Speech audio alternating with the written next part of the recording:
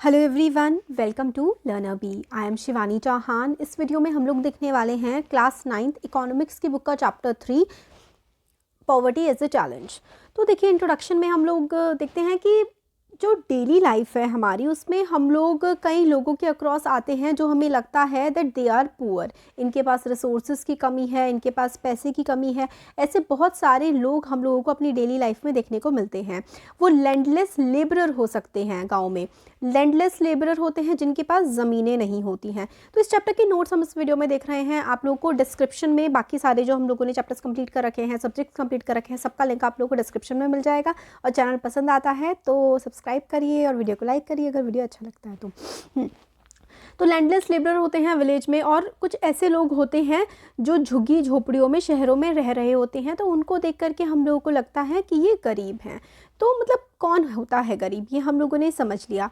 जो भिखारी होते हैं, बेगर्स होते हैं, या फिर जो कूड़ा बीन रहे होते हैं बच्चे, फटे हुए कपड़े पहने हुए होते हैं, तो उनको देख करके हम लोगों को ये फील होता है कि ये गरीब हैं। तो हमें गरीबी, पॉवर्टी हर तरफ अपने आसपास देखने को मिल जाती है। इनफैक्ट हर चौथा इंसान इंडिया में पुअर है। इंडिया की 25% आबादी अगर गरीब है तो इसका मतलब है कि हर चौथा इंसान पुअर है। 25% का मतलब यही तो होता है कि हर चौथा इंसान हमारे देश में गरीब है। इसका मतलब ये है कि रफली 26 करोड़ लोग इंडिया के पॉवर्टी में जी रहे हैं, यानी कि लगभग 26 करोड़ की आबादी हमारे देश की गरीबी में जी रही है। इसका ये मतलब है कि इंडिया में दुनिया के सबसे ज़्यादा गरीब लोग रहते हैं। ये है इसका मतलब। हम लोग को सीरियसनेस समझने की ज़रूरत है। देखिए यहाँ पे, देखिए ये जो मतलब इंडिया का हमें दिखा रहा है कि काफ़ी ज़्यादा यहाँ पर गरीबी है, कि काफ़ी ज़्यादा बड़ा चैलेंज भी है हमारे देश में कि इतनी ज़्यादा गरीबी है। तो चैलेंज है ये हमारे लिए, हमें इसको ठीक करना है। तो दो टिपिकल केसेस हम लोगों को चैप्टर में दे रखे हैं कि अर्बन केस अर्बन भी हैं, और मतलब गांव में किस तरीके से गरीबी होती है और शहरों में कैसे गरीबी हमें देखने को मिलती है। तो राम सरन की स्टोरी देखते हैं।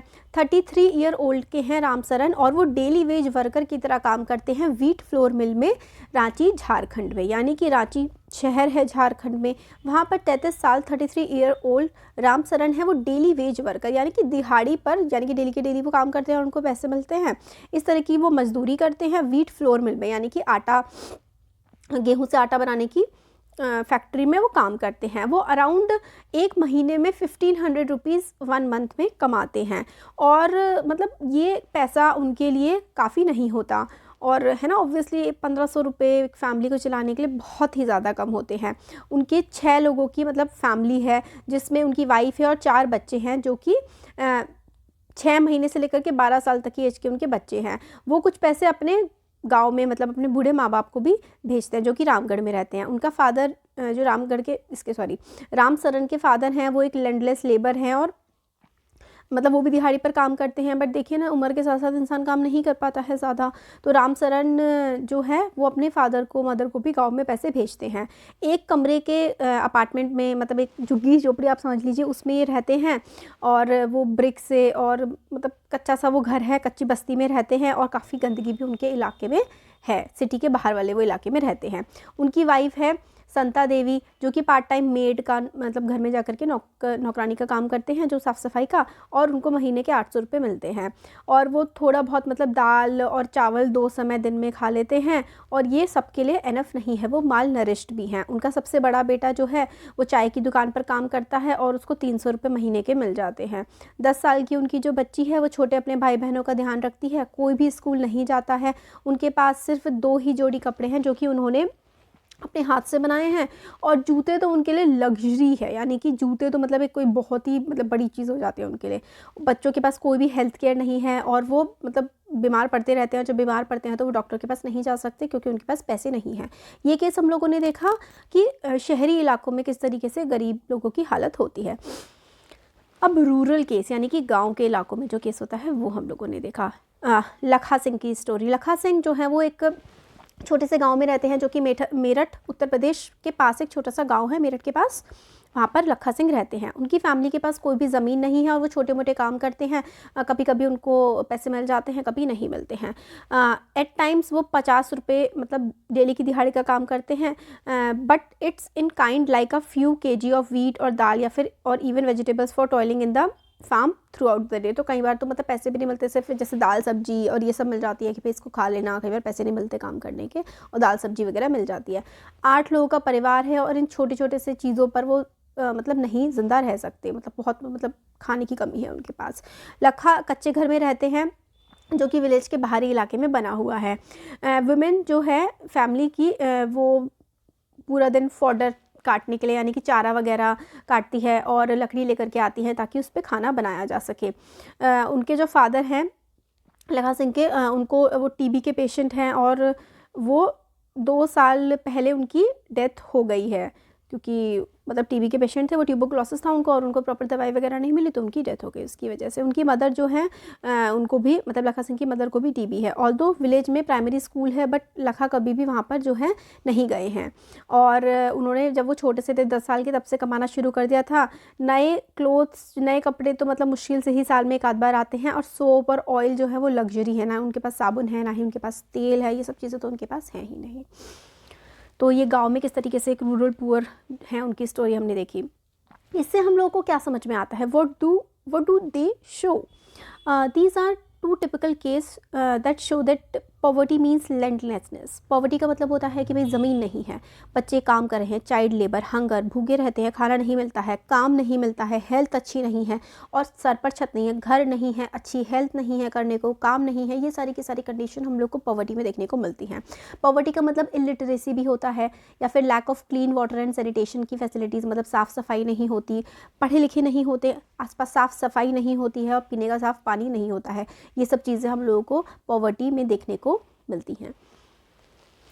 Poverty as seen by social scientist, तो जो सोशल साइंटिस्ट हैं जो सोसाइटी को स्टडी करते हैं वो किस तरीके से पॉवर्टी को डिफ़ाइन करते हैं। तो इनकम के साथ जो पैसा कमा रहे हैं या फिर कंजम्पशन जो चीज़ें खा रहे हैं उसके अलावा भी काफ़ी सारे इंडिकेटर्स होते हैं जिससे हमें पता लगता है कि कोई इंसान पढ़ा लिखा है या फिर नहीं है। जैसे कि इलिटरेसी लेवल, कि वो पढ़ा लिखा नहीं है, ठीक है। माल नरिशमेंट यानी कि उसके पास खाने को नहीं है, अगर पैसा नहीं होगा तो इंसान खाएगा कैसे। तो they show that poverty means hunger and lack of shelter. तो इससे हमें समझ में आता है पॉवर्टी का मतलब होता है कि कोई इंसान गरीब है तो उसके पास खाने को नहीं होगा और उसके पास रहने की भी जगह नहीं होगी। Poverty also means lack of clean water and sanitation facility. Poverty का ये भी मतलब होता है कि साफ़ पीने का पानी नहीं होगा और आसपास सफाई भी नहीं होगी। सैनिटेशन का मतलब होता है साफ़ सफाई। तो ये देखिए इस तरीके से गरीब लोग बेचारे मतलब रह रहे होते हैं। आगे है सोशल एक्सक्लूजन। सोशल एक्सक्लूजन यानी कि वो सोसाइटी से अलग थलग, हमने देखा ना कि जो गरीब इंसान है वो गांव के और शहर के बाहरी इलाकों में रहते हैं इस तरीके की झोपड़पट्टियों में। तो इस कॉन्सेप्ट के अकॉर्डिंग पॉवर्टी को हम लोग देखते हैं कि पुअर जो है वो ऐसे ही लोगों के साथ रहें जो पुअर हैं और जो सोसाइटी में इक्वालिटी नहीं होती है और उनको बेटर सराउंडिंग में रहने का मौका नहीं मिलता है। तो पुअर लोगों के साथ ही रहेंगे, शहर से कटे हुए, गांव से कटे हुए ऐसे इलाकों में रहेंगे जहाँ पर अच्छी फैसिलिटीज़ नहीं होंगी, इनफैक्ट गंदगी होगी। तो ये होता है सोशल एक्सक्लूजन। एक्सक्लूजन का मतलब होता है अलग कर देना। तो ऐसे एरियाज़ में गरीब लोग रहते हैं जहाँ पर अच्छी फैसिलिटी नहीं होती और वो दूसरे गरीब लोगों के साथ ही रहते हैं, उनके मतलब वो बाकी अच्छे घरों के आसपास नहीं रह सकते हैं। वल्नरेबिलिटी क्या होता है? Vulnerability describes the greater probability of certain communities और इंडिविजुअल ऑफ बिकमिंग और remaining poor in the coming years. तो वल्नरेबिलिटी की भाई ये कुछ कम्युनिटी हैं जिनकी ज़्यादा प्रोबेबिलिटी है, यानी कि ज़्यादा ये है कि वो गरीब बने रहेंगे, जैसे कि SC ST OBC कम्युनिटी, क्योंकि उनके पास लैंड नहीं है, जैसे जो पढ़े लिखे नहीं हैं या फिर जिनके पास घर नहीं है या फिर जिनके पास खेत नहीं है, ज़मीन नहीं है, या फिर आप कह सकते हैं जो जिनकी कोई मतलब बॉडी में कोई प्रॉब्लम है, ज़्यादा चांसेस हैं कि वो गरीब ही बने रहेंगे क्योंकि उनके पास पैसा कमाने के साधन बहुत ज़्यादा कम हो जाते हैं। पढ़े लिखे नहीं हैं तो नौकरी कहाँ से होगी, है ना। लैंड नहीं है तो खेती नहीं कर सकते हैं, दूसरों पर डिपेंड होना पड़ेगा। तो इस तरीके की चीज़ें होती हैं। People from backward caste like widows, physically handicapped, ये ज़्यादा वल्नरेबल होते हैं। कोई प्रॉब्लम्स आती हैं तो इन पर सबसे ज़्यादा उनकी मार पड़ती है। They possess greater risk at the time of natural disaster. जब नेचुरल डिज़ास्टर आते हैं जैसे कि बाढ़ आ गई, सूखा आ गया, भूकंप आ गया, तब इनको ज़्यादा प्रॉब्लम्स होती हैं। तो ये आगे का वल्नरेबिलिटी तक हम लोगों ने देख लिया। अब आगे का चैप्टर हम लोग नेक्स्ट वीडियो में कवर करेंगे। अच्छा लगा है तो लाइक करिए, चैनल को सब्सक्राइब करिए और शेयर करिए। Thank you.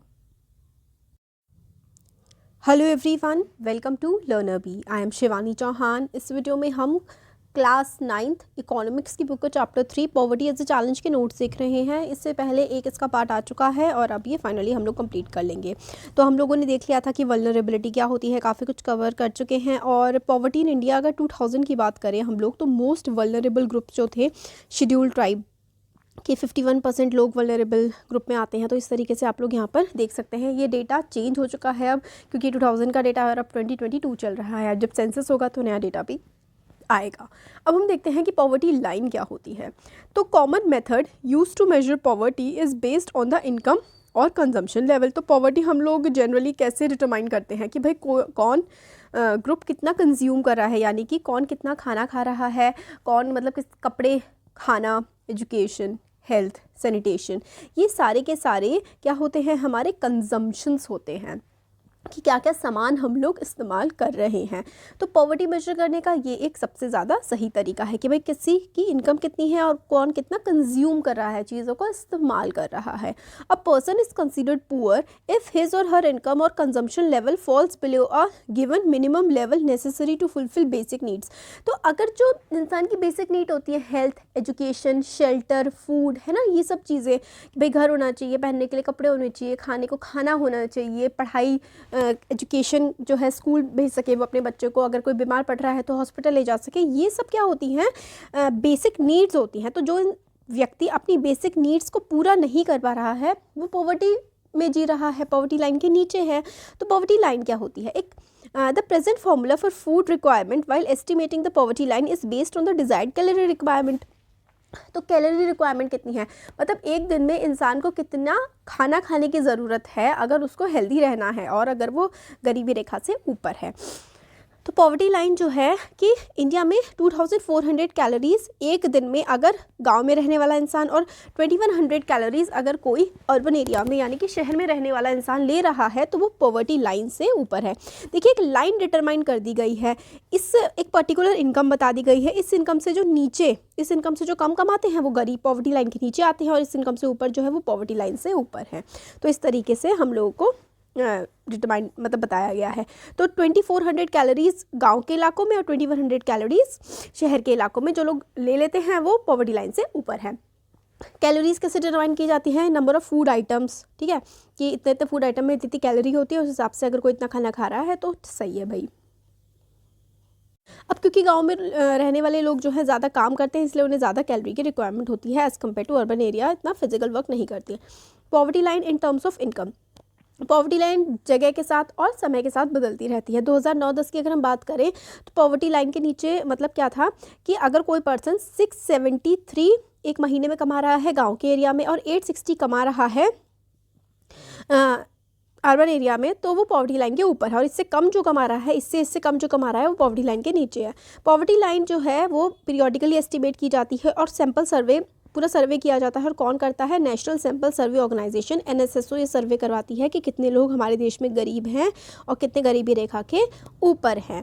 तो poverty line for a person was fixed at 673 per month. गांव के इलाके में कोई इतना अगर कमा रहा है, इससे ज़्यादा कमा रहा है तो पॉवर्टी लाइन के ऊपर है, इससे कम कमा रहा है 673 से एक महीने में एक इंसान तो पॉवर्टी लाइन के नीचे है।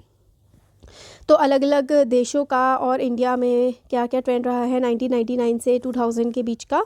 तो percentage of people below poverty line, तो उड़ीसा में बिलो पॉवर्टी लाइन 47 लोग, मतलब 47% लोग, बहुत मतलब आधी आबादी उनकी गरीबी रेखा के नीचे रहती है। और सबसे कम गरीबी जो है हमें जम्मू कश्मीर, पंजाब, हिमाचल प्रदेश, दिल्ली में देखने को मिलती है, 8% इतनी। और यहाँ पे देखिए उड़ीसा, बिहार, मध्य प्रदेश और असम, त्रिपुरा, यूपी, यहाँ पे तो बहुत ही ज़्यादा है। आगे देखते हैं global poverty scenario. There has been significant decline in the global poverty, दुनिया में गरीबी कम हुई है। However it is marked with great regional difference, तो कहीं पर गरीबी काफ़ी ज़्यादा तेज़ी से कम हुई है, कहीं पर गरीबी काफ़ी ज़्यादा बढ़ भी गई है। चाइना में काफ़ी ज़्यादा कम हुई है और साउथ ईस्ट एशियन कंट्रीज़ में भी कम हुई है। मतलब एशिया के काफ़ी हिस्सों में पॉवर्टी जो है वो कम हुई है, यानी कि लोगों के पास थोड़ा ज़्यादा पैसा आ गया है एज़ कम्पेयर टू जैसे उनके पास पहले था। मतलब लोगों की कंडीशन बेटर हुई है चाइना में, साउथ ईस्ट एशिया में। वर्ल्ड बैंक ने डिफाइन किया है, World Bank has defined poverty as the people earning less than $1.25 per day. एक दिन में $1.25 से कम जो इंसान कमाता है वो बहुत ज़्यादा गरीब है। तो $1 में अराउंड 70 रुपीज़ होते हैं। तो 70 और 0.25 यानी कि 70 का आप समझ लो एक हिसाब से अगर कोई लगभग 90 रुपीज़ अगर कोई इंसान एक दिन में कमा रहा है ना तो वो मतलब बेसिकली ज़्यादा गरीब बिल्कुल मतलब पुअरेस्ट ऑफ द पुअर नहीं है, वो पॉवर्टी लाइन से थोड़ा सा मतलब ऊपर आ जाता है वर्ल्ड बैंक के according. The millennial development goal जो कि 2015 में आए थे कि भाई हम लोगों को किस तरीके से आगे बढ़ना है, कैसे लोगों का लाइफ को बेहतर बनाना है, वो थे millennial development goal, United Nations के थे। उसने कॉल किया था कि भाई प्रोपोर्शन ऑफ पीपल जो कि पॉवर्टी लाइन के नीचे है 1990 में थे, 2015 में हम लोगों को गरीबी रेखा से ऊपर उठाना है, मतलब लोगों की लाइफ को बेटर बनाना है, ये था मिलेनियल डेवलपमेंट गोल्स में। अब कंपैरिजन अमंग सम सेलेक्टेड कंट्रीज, तो नाइजीरिया जो कि अफ्रीका का एक देश है, वहाँ पे 53% आबादी जो है गरीबी रेखा के नीचे रहती है, मतलब बहुत गरीब है। इंडिया में आप समझ लीजिए 22 लगभग 21 से लेकर के 22% लोग जो है BPL में बिलो पॉवर्टी लाइन रहते हैं। अलग अलग देशों का ये हमारे पास यहाँ पर डेटा देखने को मिलता है। चाइना में देखिए सिर्फ 0.7% लोग, मतलब बहुत अच्छा उन लोगों ने काम किया है इस फील्ड में। पॉवर्टी के कारण क्या क्या होता है, तो देखो सबसे पहले ना ये वाला आप देखो, ये पॉइंट्स हैं कि भाई कॉजेज़ ऑफ पॉवर्टी क्या क्या है, मतलब कौन इंसान है जिसके गरीब रहने के, गरीब होने के ज़्यादा चांसेस हमें देखने को मिलते हैं। इलिटरेसी, मतलब अगर कोई इंसान पढ़ा लिखा नहीं है तो ज़्यादा चांसेस हैं कि वो अपने जीवन भर गरीब रहेगा, तो इलिटरेसी। अनएम्प्लॉयमेंट, ठीक है, उसके पास अगर जिसके पास रोज़गार ही नहीं है, पैसा कमाने का कोई ज़रिया ही नहीं है, तो वो इंसान गरीब रहेगा। पुअर हेल्थ, अगर किसी इंसान की हेल्थ ख़राब है, हेल्थ अच्छी नहीं है, बीमार है, तो वो इंसान कमा नहीं सकता, तो वो गरीब रहेगा। चाइल्ड लेबर, कोई बच्चा अगर बचपन से, यहाँ पे देखिए बचपन से ही कोई काम कर रहा है, कूड़ा बीनने का, पत्थर उठाने का, तो वो ना ही पढ़ा लिखा है, फिर उसके बाद कोई जॉब नहीं है तभी वो ऐसा काम कर रहा है, उसकी हेल्थ ऑब्वियसली ख़राब होगी क्योंकि वो ऐसे गंदे इलाकों में रहते हैं, तो चाइल्ड लेबर भी बहुत बड़ा कॉज है पॉवर्टी का। पुअर सैनिटेशन फैसिलिटी, अगर आसपास साफ़ सफाई नहीं होगी तो गंदगी होगी, तो गंदगी से बीमारियाँ होंगी, और बीमारियों से गरीबी फैलती है। कैसे ना, देखो अगर आसपास पूरी गंदगी है तो इंसान ज़्यादा बीमार होगा, एक तो हॉस्पिटल में पैसे देने पड़ेंगे, दूसरा वो इंसान काम नहीं कर पाएगा, तो इस तरीके से गरीबी बढ़ती है। हेल्पलेसनेस, लैंडलेसनेस, ज़मीन नहीं होगी। ह्यूज इनकम इनइक्वालिटीज़, हमारे देश में कोई इंसान बहुत ज़्यादा अमीर है, कोई बहुत ज़्यादा गरीब है, तो ये भी पॉवर्टी का कॉज होता है। सोशियो कल्चरल फैक्टर्स, कि भाई कुछ जातियां हैं या कुछ मतलब लोग हैं या कुछ इलाके हैं जो सदियों से गरीब ही रहे हैं, तो ये सोशियो कल्चरल फैक्टर्स होते हैं। इकोनॉमिक फैक्टर्स, कि भाई कई बार क्या होता है कि फैमिली के पास पैसा था या फिर गरीबी हो गई, मतलब फिर गरीब हो जाते हैं, जैसे कि कोई बहुत किसी का फैमिली में एक्सीडेंट हो जाता है या फिर कोई फैमिली में किसी को बहुत बड़ी बीमारी लग जाती है, तो इंसान पहले मतलब ठीक ठाक था, बट फिर कई बार लोगों के ज़मीनें बिक जाती हैं, घर बिक जाते हैं एक इंसान को ठीक कराने के लिए ना, जैसे किसी को कैंसर हो जाता है, बहुत ज़्यादा पैसा बीमारी में लग जाता है, तो भी इंसान गरीब हो जाते हैं। अब यहाँ से देखते हैं कि काफ़ी सारे कॉजेज़ होते हैं और इंडिया में तो काफ़ी ज़्यादा गरीबी है ही। हिस्टोरिकल रीज़न है कि हमारे इकोनॉमिक डेवलपमेंट काफ़ी ज़्यादा ख़राब रहा। जब अंग्रेज़ थे ना हमारे देश में, तो उन्होंने देश का कुछ भी डेवलपमेंट नहीं किया, और जो भी देश में कमाई मतलब होता था, सारा पैसा वो ब्रिटेन भेज दिया जाता था। दोनों तरफ फेलियर हुए हैं। इकोनॉमिक ग्रोथ भी काफ़ी ज़्यादा हमारे देश की कम रही है, और हमारे देश में पॉपुलेशन काफ़ी ज़्यादा मतलब रही है, तो ज़्यादा पॉपुलेशन होने के कारण एक मतलब साइकिल बन जाती है गरीबी की, कि यहाँ पर देखो कि पेरेंट्स पढ़े लिखे नहीं, यहाँ पे देखो एक्सप्लॉयटेशन एंड चाइल्ड लेबर, बच्चे ने बचपन में चाइल्ड लेबर किया, ठीक है, बचपन से ही वो काम में लग गया, उसने पढ़ाई नहीं करी, फिर एक बच्ची की जल्दी शादी हो गई, चाइल्ड मैरिज हो गई, फिर उसके बाद बच्चे ज़्यादा पैदा हो रहे हैं, फिर इसकी वजह से जब ज़्यादा आबादी ज़्यादा है तो हर किसी को काम नहीं मिल रहा, फिर उसके बाद वायलेंस एंड पॉवर्टी, मारपीट होती है, जैसे कि घर में फीमेल के अगेंस्ट वायलेंस होती है, और पेरेंट्स अगर इलिटरेट हैं, तो अगर पेरेंट्स पढ़े लिखे नहीं हैं तो वो अपने बच्चे को पढ़ाएंगे नहीं, तो ये पूरी ना एक साइकिल बन जाती है कि अगर पेरेंट्स पढ़े लिखे नहीं हैं तो उनके पास ज़्यादा अच्छा काम मतलब कुछ ज़्यादा कमा नहीं रहे होंगे, तो फिर बच्चे भी कमाने ही लगते हैं और स्कूल नहीं जाते हैं, फिर बच्चों की जल्दी शादी हो जाती है, बच्चे पैदा हो जाते हैं, तो पॉपुलेशन देश की बढ़ती है, और वो पॉपुलेशन मतलब लोग ज़्यादा हो रहे हैं बट उन लोगों में स्किल्स नहीं है, तो उनको जॉब्स नहीं मिलती, अनएम्प्लॉयमेंट होता है, अनएम्प्लॉयमेंट रहता है मतलब लोगों के पास काम नहीं होता, तो वो परेशान रहते हैं, लड़ाई झगड़े करते हैं घरों में, और बहुत सारी मतलब दिक्कतें आ जाती हैं। तो ये कुछ कॉजेज़ हैं। कुछ और रीज़न है, जैसे कि बहुत ज़्यादा हमारे देश की पॉपुलेशन, हमने देखा कि पॉपुलेशन बहुत ज़्यादा है, तो पॉपुलेशन बहुत ज़्यादा है तो काम इतना नहीं हो मिल पाएगा लोगों को सबको, और एग्रीकल्चर सेक्टर कई बार क्या होता है, खेती बाड़ी ख़राब मॉनसून की वजह से कई बार बारिश ज़्यादा पड़ जाती है, कई बार बारिश कम पड़ती है, उसकी वजह से फसल ख़राब हो जाती है, तो फिर दिक्कत आ जाती है, और कई लोगों के पास ज़मीन ही नहीं होती तो दूसरों के खेतों में काम करते हैं, तो उनके पास कोई ज़्यादा इनकम के सोर्स नहीं होते, और अनइक्वल डिस्ट्रीब्यूशन ऑफ लैंड, तो भाई किसी के पास बहुत ज़्यादा लैंड है, किसी के पास बहुत कम लैंड है। लैंड रिफॉर्म्स आए हैं देश में आज़ादी के बाद, मतलब आज़ादी जब हुई थी हमारे देश की 1947 में, उसके बाद लैंड रिफॉर्म्स आए थे। हम लोगों ने इससे पहले जो क्वेश्चन आंसर्स का वीडियो देखा था उसमें हमने देखा था कि ये लैंड रिफॉर्म्स जो आए हैं वेस्ट बंगाल में काफ़ी अच्छे से आए हैं। लैंड रिफॉर्म्स थे कि जिसके पास बहुत ज़्यादा ज़मीन थी उन्होंने एक तरीके से भूदान किया, अपना ज़मीन को दान किया लोगों को, और सरकार ने जिनके पास कोई ज़मीन नहीं थी उनको ज़मीन दी गई। तो ये था अनइक्वल डिस्ट्रीब्यूशन ऑफ लैंड में लैंड रिफॉर्म्स लाए गए थे। सोशल फैक्टर्स जैसे कि भाई लोग कई बार अपनी शादियों मतलब अपने बच्चों की शादियों में, त्योहारों में और इन सब चीज़ों में बहुत ज़्यादा खर्चा कर देते हैं और कर्ज़ के तले वो दब जाते हैं, उनकी सारी की सारी सेविंग्स ख़त्म हो जाती हैं और वो कर्ज़े में पूरे मतलब डूब जाते हैं। Joint family system has prevented people from doing hard work. तो जॉइंट फैमिली सिस्टम कि भाई नहीं नहीं ये काम तो ये लड़की नहीं करेगी या फिर हमारा बेटा ये काम थोड़ी ना करेगा, इस वजह से भी कई बार प्रॉब्लम्स हो जाती हैं। Anti poverty measures by Indian government. तो भाई हमारे देश में गरीबी है, तो भाई हमारी सरकार क्या कर रही है, हमारी सरकार ने क्या काम किया है गरीबी उन्मूलन के लिए।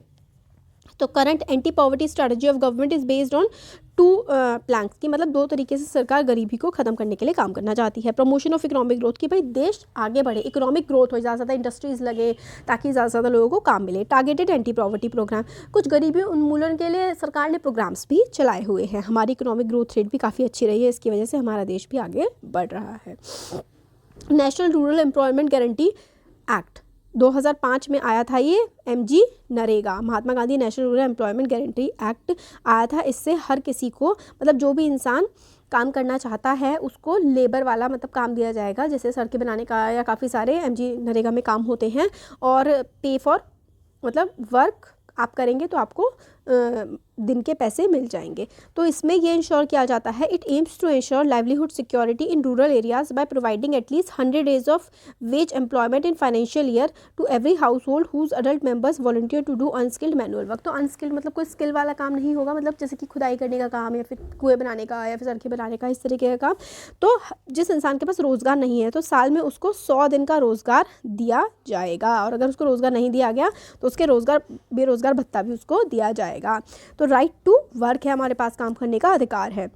इसके अंदर MG नरेगा के अंदर हम लोगों को 100 दिन का एम्प्लॉयमेंट दिया जाता है, मतलब हम लोगों को जो विलिंग है अनस्किल्ड मैनुअल लेबर करने के लिए, मैनुअल मतलब हाथ का काम, अनस्किल्ड मतलब जिसमें कोई एक पर्टिकुलर कोई आपको हुनर नहीं होना चाहिए, बेसिकली मजदूरी का काम वहाँ पर सरकारी तौर पर दिया जाता है। एक साल में हर फैमिली जैसे किसी एक पर्सन को उसके जहाँ पर वो रहता है 5 किलोमीटर के एरिया के अंदर अंदर ही काम दिया जाएगा विद इन 15 दिन के अंदर अंदर उसको काम मिल जाएगा। जब उसने अप्लाई किया कि भाई मेरे पास रोज़गार नहीं है तो 15 दिन के अंदर अंदर उस इंसान को काम दिया जाएगा।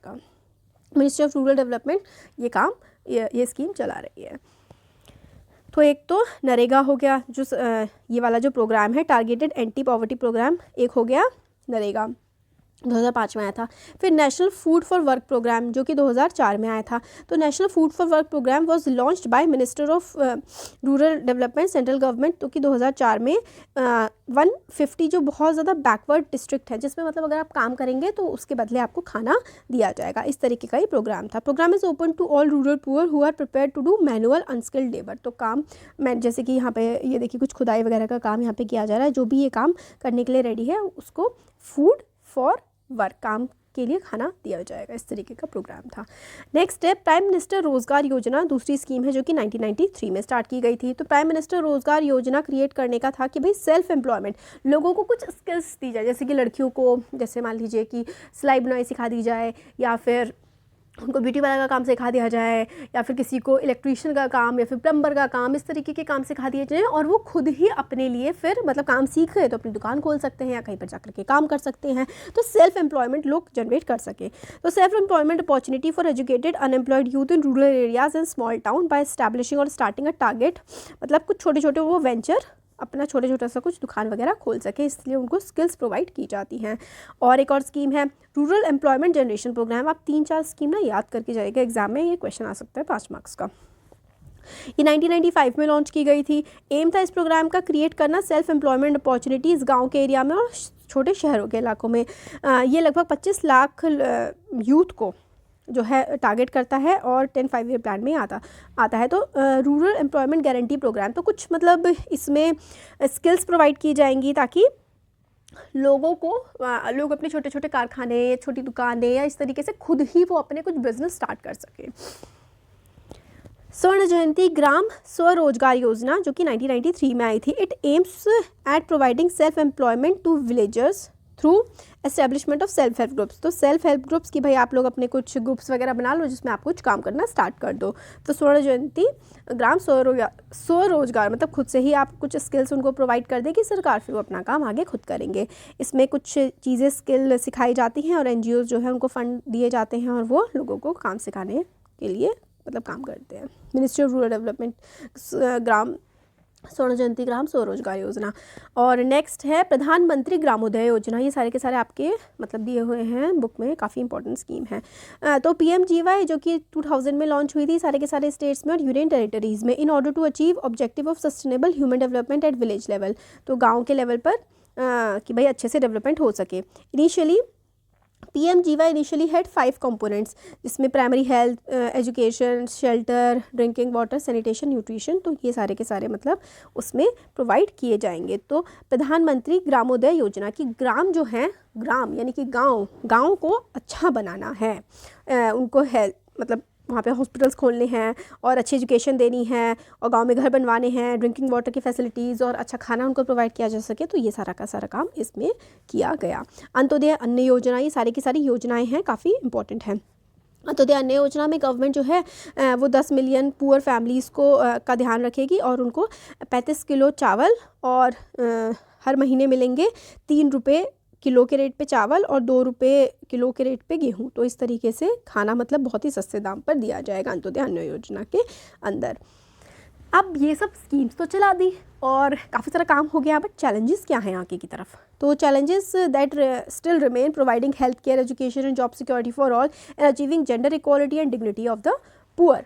तो देखिए चैलेंजेस तो हैं, जैसे कि हेल्थ, सबको अच्छी हेल्थ देना, सबको अच्छी एजुकेशन देना, जॉब्स प्रोवाइड करना और जेंडर इक्वालिटी। जेंडर इक्वालिटी का मतलब है कि आदमी और औरत समान हो, हर किसी को इज्जत दी जाए। तो ये सारी की सारी जो हैं वो हमारे सरकार के सामने, हमारे समाज के सामने चैलेंजेस हैं। और काफ़ी और भी काम हैं, जैसे कि हमारे देश में प्रोग्रेस लेकर के आना। देश में प्रोग्रेस आएगी तो गरीबी अपने आप कम होगी, क्योंकि प्रोग्रेस आती है तो जॉब्स क्रिएट होती हैं। तो इंडिया का काफ़ी ज़्यादा कंपेलिंग चैलेंज यही रहा है कि हम किस तरीके से गरीबी को देश में कम करें। बहुत ज़्यादा पॉवर्टी है हमारे देश में, बहुत ज़्यादा गरीबी है शहरी और गाँव के दोनों के इलाकों में। और मतलब गरीबी में अंतर भी है, जो शहर के गरीब जो चीज़ें फेस करते हैं और गांव के गरीब जो चीज़ें फेस करते हैं वो काफ़ी अलग अलग होती हैं। कुछ इकोनॉमिक और सोशल चैलेंजेस भी हैं वल्नरेबल ग्रुप के लिए, जैसे कि हमने देखा SC ST OBCs और विमेन और जो विडोज़ होती हैं या फिर जो हैंडीकैप पर्सन्स होते हैं, उनके लिए समाज में ऊपर उठना और अपने लिए लाइवलीहुड कमाना, अपने जीवन को और अच्छा बनाना काफ़ी मुश्किल होता है बाकी दूसरों के कंपैरिजन में। तो पॉवर्टी को रिड्यूस करने के लिए हम लोगों को काफ़ी ज़्यादा मतलब प्रोग्रेस करने के लिए काफ़ी स्टेप्स लेने होंगे। 10 से 15 साल में हम लोग चाहते हैं कि हमारे देश से गरीबी ख़त्म हो जाए। तो ये भाई इकोनॉमिक ग्रोथ हमारे देश की अगर हायर होगी, यानी कि थोड़ा तेज़ी से हम लोग आगे बढ़ेंगे, इकोनॉमिक ग्रोथ होते जैसे कि 9% चल रही है, 10% चल रही है, मतलब अगर हम लोग 2017 में 100 रुपये प्रोड्यूस कर रहे थे, 100 रुपये का काम कर रहे थे, या फिर 100 रुपये इकोनॉमी हमारी आगे बढ़ रही थी, तो अगले साल 109 रुपये से वो की दर से वो आगे बढ़ेगी। तो हम मतलब ग्रोथ करते रहे। एलिमेंट्री एजुकेशन यानी कि बेसिक एजुकेशन है वो जो फ्री हो जाए, पॉपुलेशन थोड़ी मतलब कम हो जाए, और कम हो जाए मतलब कि इतनी ज़्यादा तेज़ी से ना फटे ना, बिल्कुल कि भाई बिल्कुल पॉपुलेशन फट गई है और किसी के पास काम नहीं है इस वजह से, और बहुत ही कम लोगों को जॉब्स, अच्छी जॉब्स मिल पा रही हैं। वुमेन का एम्पावरमेंट होना चाहिए और वीकर सेक्शन का भी एम्पावरमेंट होना चाहिए। सबको health, education, shelter, food, nutrition, ये सारी की सारी चीज़ें मिलनी चाहिए। तो इस तरीके से लोग झुग्गी झोपड़ियों में, बस्तियों में, गंदे एरिया में रह रहे हैं, तो क्या इनके पास हेल्थ है? इनके पास हेल्थ नहीं है। कैसे हो कि इतने गंदे एरिया में रहते हैं? तो एजुकेशन। तो ये इनकी नेल्सन मंडेला की कोट है कि poverty is not an accident. ये कोई अपने आप होने वाली चीज़ नहीं है, जैसे कि slavery and apartheid. It is man made and can be remove by the action of human beings. ये ह्यूमन ने ही क्रिएट करी है गरीबी। कुछ लोगों की ग्रीड की वजह से, कुछ पर्टिकुलर लोगों के लालच की वजह से ही पॉवर्टी हमारे समाज में एग्जिस्ट करती है, और इसको ठीक किया जा सकता है एजुकेशन दे करके और हेल्थ अपॉर्चुनिटीज़ अच्छी दे करके। तो ये हम लोगों ने चैप्टर देख लिया है। इसके आप ये सारे के सारे आपके पास नोट्स हैं, आप इनको नोट कर सकते हैं। और अगर अच्छा लगा है वीडियो तो चैनल को सब्सक्राइब करिए, अपने फ्रेंड्स के साथ शेयर करिए। Thank you. Hello everyone, welcome to Learner Bee. I am Shivani Chauhan. इस वीडियो में हम लोग देखने वाले हैं क्लास 9th इकोनॉमिक्स की बुक का chapter 3 poverty as a challenge के कुछ इंपॉर्टेंट क्वेश्चंस। हम इसमें शॉर्ट आंसर टाइप क्वेश्चंस देखने वाले हैं। तो पहला क्वेश्चन है, which social group is most vulnerable to poverty. तो कौन सा ऐसा सोशल ग्रुप है जो ज़्यादा वल्नरेबल है पॉवर्टी के लिए, मतलब ज़्यादा चांसेस हैं कि ये सोशल ग्रुप पॉवर्टी में धकेले जा सकते हैं। पॉवर्टी का मतलब होता है गरीबी में जा सकते हैं। तो देखिए, schedule caste, schedule tribe, casual labours, ये सभी के ज़्यादा से ज़्यादा चांसेस होते हैं हमारे देश में कि ये गरीब हों, क्योंकि सदियों से ही इनके साथ मतलब बुरा होता आया है। और एजुकेशन की कमी के कारण, रिसोर्सेज की कमी के कारण ये मतलब हम देखते हैं कि SC ST और जो कैजुअल वर्कर्स होते हैं, जो डेली वेज वर्कर्स होते हैं, यानी कि जो डेली अपने दिहाड़ी पर काम करने वाले लोग होते हैं, जैसे कि हमने कोविड के टाइम पर देखा कि उनको काम नहीं मिला, तो वो उनके गरीब होने के ज़्यादा चांसेस होते हैं। तो इसका आंसर हो जाएगा D, all of the above. Next है, which state the land reform measures help to reduce poverty. तो कौन से प्रदेश में, कौन सी जगह पर लैंड रिफॉर्म जो हुए हैं, लैंड रिफॉर्म यानी कि जो ज़मीन से रिलेटेड कानून आए हैं, यानी कि मतलब जैसे कि क्या होता था ना कि पहले एक ज़मीन का टुकड़े बहुत मतलब एरिया जो होता था ना, कि एक एरिया बहुत बड़ा एरिया किसी एक पर्टिकुलर इंसान के नाम पर होता था। तो लैंड रिफॉर्म्स आए कि भाई अपनी ज़मीन, मतलब भूदान मूवमेंट्स वगैरह चले कि ज़मीन आप सरकार को दान कर दीजिए, सरकार फिर उन लोगों को देगी जो बिल्कुल लैंडलेस लेबरर्स है, जिनके पास कोई ज़मीन नहीं है।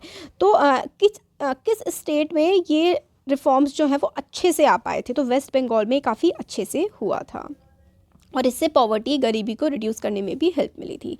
क्वेश्चन 3 है, which scheme was started in 1993 to create self employment opportunities for educated unemployed youth in rural areas and small towns. तो 1993 में कौन सी स्कीम ऐसी स्टार्ट की गई थी जिससे सेल्फ एम्प्लॉयमेंट की अपॉर्चुनिटीज़ आई थी for educated unemployed youth in rural areas and small town. Educated unemployed youth यानी कि एजुकेटेड, पढ़े लिखे हैं, मगर उनको जॉब नहीं मिल पा रही है। तो 1993 में ऐसी कौन सी स्कीम आई थी कि जो पढ़े लिखे बेरोज़गार बच्चे हैं, छोटे शहरों के या फिर गाँव के इलाकों के, उनको नौकरी मिल सके या फिर रोज़गार मिल सके? तो ये था प्रधानमंत्री रोज़गार योजना, यानी कि प्राइम मिनिस्टर रोज़गार योजना इनके लिए लाई गई थी। Answer A is correct. Next है question 4, which organisation carries out survey for determining the poverty line. तो पॉवर्टी लाइन को डिटरमाइन करने के लिए पॉवर्टी लाइन होती है गरीबी रेखा। गरीबी रेखा कितनी होगी, क्या होगी, ये डिटरमाइन करने के लिए कौन सी ऑर्गेनाइजेशन आई थी? तो इसका आंसर है A, NSSO, national sample survey organisation, ये काम करती है।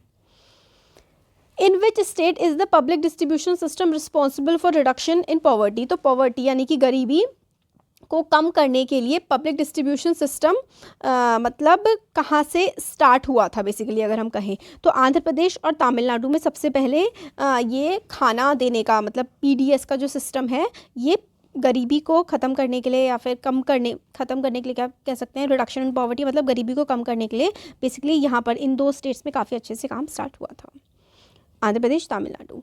और अंत्योदय अन्न योजना कब लॉन्च हुई थी? तो अंत्योदय अन्न योजना लॉन्च हुई थी 2000 में। Option C is correct. Question 7 है, what is the main cause of poverty in India. गरीबी का क्या मतलब मेन कॉज है इंडिया में? तो आंसर देखिए, high income inequalities. Income inequality का मतलब होता है कि जो सैलरी है या फिर जो इंसान की आमदनी है उसमें बहुत ज़्यादा भेदभाव है। कुछ अमीर लोग हैं तो वो अल्ट्रा रिच जिन्हें कहते हैं, जिनके पास बहुत ज़्यादा पैसा है, इस टाइप के लोग हैं। और कुछ लोग ऐसे हैं जिनके पास मतलब पैसे की काफ़ी ज़्यादा कमी है। तो हाई इनकम इनइक्वालिटी मतलब कोई बहुत ही ज़्यादा अमीर है और कोई बहुत ही ज़्यादा गरीब है। कोई तो देखिए मुकेश अंबानी है कि भाई सब कुछ है, उसके पास बहुत पैसा है, और एक है इंसान जिसको पेट भरने के लिए रोटी भी नहीं मिलती है। तो हाई इनकम इनइक्वालिटीज़ हैं हमारे देश में। तो ऑल ऑफ दीज है इसका आंसर, क्योंकि हाई इनकम इनइक्वालिटीज़ भी हैं, नौकरियों की कमी है, और पॉपुलेशन हमारे देश की बहुत ज़्यादा है। तो ये सारे के सारे कारण हैं जिसकी वजह से हमारे देश में काफ़ी ज़्यादा गरीबी हम लोगों को देखने को मिलती है। NSSO की फुल फॉर्म हमने पहले देख ली थी कि national sample survey organisation NSSO की फुल फॉर्म है। What is the average calorie requirement in rural India. तो रूरल इंडिया यानी कि जो हमारे देश का गरीबी इलाका है, मतलब रूरल होता है गाँव का जो इलाका है, वहाँ पर कैलोरीज़ की रिक्वायरमेंट कितनी है? देखिए कैलोरीज़ रिक्वायरमेंट क्या होता है ना कि हम लोग खाने से हम लोगों को जितनी एनर्जी मिल रही है, जैसे कि हम लोग सपोज करिए एक एप्पल खाते हैं तो कुछ ना कुछ उसमें एनर्जी कंटेंट होता है, कुछ ना कुछ उसमें कैलोरीज होती है। तो कितनी कैलोरीज की रिक्वायरमेंट होती है गांव के इलाकों में? तो 2400 कैलोरीज की रिक्वायरमेंट होती है गांव के इलाकों में। और नेक्स्ट क्वेश्चन है, name the state of India that has not shown decline in poverty. तो हमारे काफ़ी सारे राज्य हैं जिन्होंने गरीबी को कम करने के लिए बहुत अच्छा काम किया है, बट कुछ स्टेट्स ऐसे हैं जिनमें हमें ज़्यादा अंतर नहीं दिखा है। तो असम उसमें से एक आंसर है कि ज़्यादा मतलब अच्छा काम नहीं हो पाया है वहाँ पर गरीबी को कम करने के लिए। MG NREGA, Mahatma Gandhi national rural employment guarantee act, इसकी फुल फॉर्म है। MG नरेगा कब स्टार्ट हुआ था? 2005 में। और what does NFWP mean? NFWP जो है इसका क्या मतलब है? ये है national food for work programme. मतलब आप काम करेंगे तो आपको खाना, मतलब कोई इंसान है वो काम करेगा उसको खाना मिलेगा, ये होता है NFWP national work for food programme. In which year prime minister Rozgar Yojana was launch? तो 1993 में प्राइम मिनिस्टर रोजगार योजना लॉन्च हुई थी। What is the aim of PMRY? Pradhan Mantri रोजगार योजना 1993 में जो लॉन्च हुई थी उसका एम क्या था, वो क्या करना चाहती थी? To create self employment. Employment यानी कि काम वो देना चाहती थी लोगों को, मतलब लोग खुद मतलब सीखें काम और खुद ही वो स्वरोजगार, जैसे कि अपना कोई बिजनेस स्टार्ट कर लें, इस तरीके का काम वो कर सकें लोग। SGSY का क्या मतलब है? तो ये है स्वर्ण जयंती ग्राम स्वरोजगार योजना। नेक्स्ट है, इन विच ईयर प्रधानमंत्री ग्रामोदय योजना लॉन्च किस साल में हुई थी? तो 2000 में। AAY क्या है? अंत्योदय अन्य योजना। Name the state which has poverty ratio below the national average, मतलब नेशनल एवरेज से कम वहाँ पे गरीबी देखने को मिलती है, तो महाराष्ट्र है इसका करेक्ट आंसर। नेक्स्ट है, in which state in India has focused more on human resource development? Human resource development पे देखिए, ह्यूमन रिसोर्स होता है, ह्यूमन होते हैं इंसान, ह्यूमन रिसोर्स जो लोग मतलब हेल्दी हैं, एजुकेटेड हैं और देश को आगे बढ़ाने में कंट्रीब्यूट कर सकते हैं, उनको हम कहते हैं ह्यूमन रिसोर्स। ठीक है, तो ह्यूमन रिसोर्स डेवलपमेंट में सबसे अच्छा काम किया है केरला ने। Which 2 states of India are the poor? सबसे गरीब जो स्टेट है वो उड़ीसा, छत्तीसगढ़। कुछ और थोड़े से हम लोग क्वेश्चंस देख लेते हैं शॉर्ट, इससे पहले हम लोगों ने वेरी शॉर्ट देखे थे, अब थोड़े से शॉर्ट क्वेश्चंस भी देख लेते हैं। How has the social scientist defined poverty? तो सोशल साइंटिस्ट है, सोशल साइंटिस्ट ऐसे लोग होते हैं जो सोसाइटी की स्टडी करते हैं। तो आंसर है इसका poverty is cause due to many reasons, there are social scientist. तो सोशल साइंटिस्ट स्टडी करते हैं, काफ़ी सारे फैक्टर्स बताते हैं, जैसे कि इनकम या फिर कंजम्पशन। इनकम यानी कि कितना वो लोग कमाते हैं और कितना खाते हैं। तो social scientist study illiteracy level, malnutrition. क्या क्या सोशल साइंटिस्ट क्या क्या स्टडी करते हैं? इलिटरेसी लेवल मतलब लोग पढ़े लिखे हैं नहीं है, माल न्यूट्रिशन की मतलब वो जो उनकी बॉडी है वो कितना खाना खा रहे हैं और कितना उनकी बॉडी में न्यूट्रिशन है। Ill health, lack of health facilities, lack of job opportunities, non availability of safe drinking water, sanitation facilities etcetera. तो मतलब उनको क्या साफ़ पीने का पानी अवेलेबल है, साफ़ सफाई वाले एरिया में वो लोग रहते हैं, उनके पास जॉब की अपॉर्चुनिटीज़, जॉब उनको मिलने की कितनी संभावनाएं हैं, ये सारे की सारी चीज़ें जो है देखते हैं social scientist. Right any 3 causes of poverty in India. India में इतनी गरीबी है, क्यों है, इसके क्या कॉज हैं? तो the low growth rate of economic development is the main cause of poverty. तो हमारे देश का जो इकोनॉमिक डेवलपमेंट है, यानी कि लोगों के पास जॉब्स नहीं है, देश में लोगों के पास पैसा नहीं है, इसकी वजह से गरीबी है। क्योंकि जिसके पास पैसा होता है वो तो अपनी हेल्थ, न्यूट्रिशन, एजुकेशन हर चीज़ पर ध्यान देता है। पैसे की कमी की वजह से ही गरीबी है देश में। Population explosion is also the major reason of poverty. Population explosion का मतलब होता है फट गई है पॉपुलेशन, मतलब है इसका देखो बच्चों कि बहुत ज़्यादा ग्रोथ हो गई है पॉपुलेशन में, इसकी वजह से रिसोर्सेज की, खाने की, पीने की कमी हो गई है क्योंकि लोग बहुत ज़्यादा हैं। Many social cultural and economic factors are also responsible for poverty. Unequal distribution of resources is a major reason of poverty. तो ये सारे कुछ रीजन है कि अनइक्वल डिस्ट्रीब्यूशन ऑफ रिसोर्सेज है, जैसे कि कोई अमीर है तो बहुत ही ज़्यादा अमीर है, अल्ट्रा रिच है, कोई गरीब है तो बहुत ज़्यादा गरीब है। सोशल और कल्चरल कास्ट जैसे होती है कि SC ST OBCs ये are tend to be more poor, मतलब ज़्यादा गरीब होते हैं SC ST OBCs as compare to the upper classes या अपर कास्ट, क्योंकि सदियों से ही उनके साथ भेदभाव होता आया है और उनको अपॉर्चुनिटीज़ नहीं मिली है। नेक्स्ट क्वेश्चन है, question number 3, poverty is increasing in some part of the world. कुछ एरियाज़ में हमारे देश के ज़्यादा पॉवर्टी बढ़ रही है, क्यों? तो yes we are agreeing with the statement that poverty is increasing in some part of the world. कुछ दुनिया में मतलब काफ़ी सारे इलाकों में गरीबी बढ़ रही है, जैसे कि सब सहारन अफ्रीकन नेशंस, जो अफ्रीका है ना, ठीक है, अफ्रीका जैसे कि ये अफ्रीकन कॉन्टिनेंट है सपोज करिए ऐसे, तो ऊपर वाला जो रीजन है सब सहारन अफ्रीका, वहाँ पर गरीबी काफ़ी ज़्यादा बढ़ रही है। 1981 में 41% लोग थे बिलो पॉवर्टी लाइन, 2001 में 46% हो गए हैं। देखिए कितना ज़्यादा बढ़ गया है। Similarly in some ex Soviet countries poverty has increase. तो सोवियत USSR जो कि रशिया और बाकी सारी कंट्रीज़ थी पहले 1991 से पहले, वहाँ पर पहले गरीबी एग्जिस्ट ही नहीं करती थी, ऐसा कहते थे। तो अब वहाँ पे गरीबी मतलब आ गई है, पॉवर्टी, काफ़ी ज़्यादा लोग वहाँ गरीब हो गए हैं। तो पहले कई देशों में गरीबी मतलब गरीब लोग नहीं होते थे का ये मतलब है कि ऐसा नहीं होता था कि वहाँ पे लोगों के पास खाने के लिए ही ना हो, बट अब वहाँ की कंडीशन भी थोड़ी ख़राब हो चुकी है काफ़ी सारे देशों की, जैसे कि एक्स सोवियत नेशन, जैसे कि स्लोवेनिया, क्रोएशिया वगैरह आप लोग कह सकते हैं। BPL क्या होते हैं? Below poverty line. Below poverty line India में कहीं अलग अलग देशों में बिलो पॉवर्टी लाइन या फिर पॉवर्टी की डेफिनेशन अलग अलग होती है, क्योंकि जो डेवलप्ड देश हैं वहाँ पे गरीब कौन होगा, उनके पास सब कुछ होगा, मतलब घर भी होगा, कपड़ा, मकान, बट वो कंपैरेटिव पुअर होंगे। अगर हम लोग बड़े देशों की बात करें जैसे US में, उनके पास खाने के लिए है, पहनने के लिए है, बट हो सकता है उनके पास जॉब सिक्योरिटी ना हो, हम हर टाइम उनको इजीली जॉब ना मिलती हो। तो अलग अलग देशों में अलग अलग डेफिनेशन होती है पॉवर्टी की। इंडिया में है जैसे कि in India person is considered below poverty line if he is not getting 2400 calories in rural areas and 2100 calories in urban areas. ये आपको याद करना है, क्योंकि कैलोरीज इसलिए, कैलोरीज़ की डेफिनेशन हम लोगों ने इसलिए ली है, कैलोरीज़ का मतलब है आप कितना खाना खा रहे हैं। तो भाई एक अमीर इंसान है वो सही तरीके से खाना खा पाएगा, गरीब इंसान प्रॉपर खाना, प्रॉपर न्यूट्रिशन नहीं ले पाएगा। तो गांव में क्योंकि लोगों को ज़्यादा काम होता है इसलिए ज़्यादा कैलोरीज़ की रिक्वायरमेंट होती है, और शहरों में थोड़ा कम काम होता है एज़ कम्पेयर टू गाँव के। In year 2000 if a family was earning below 1640 rupees per month in rural area and 2270 rupees per month in urban area, it was called living below poverty line। तो इतना, ठीक है, अगर वो 2270 कमा रहे हैं शहरों में हर महीने, और अगर वो गांव में रह रहे हैं तो 1640 हर महीने कमा रहे हैं, तो कह रहे हैं कि भाई अगर इतना कमा रहे हैं तो वो अबव पॉवर्टी लाइन हो जाएंगे, और इससे कम कमा रहे हैं तो बिलो पॉवर्टी लाइन।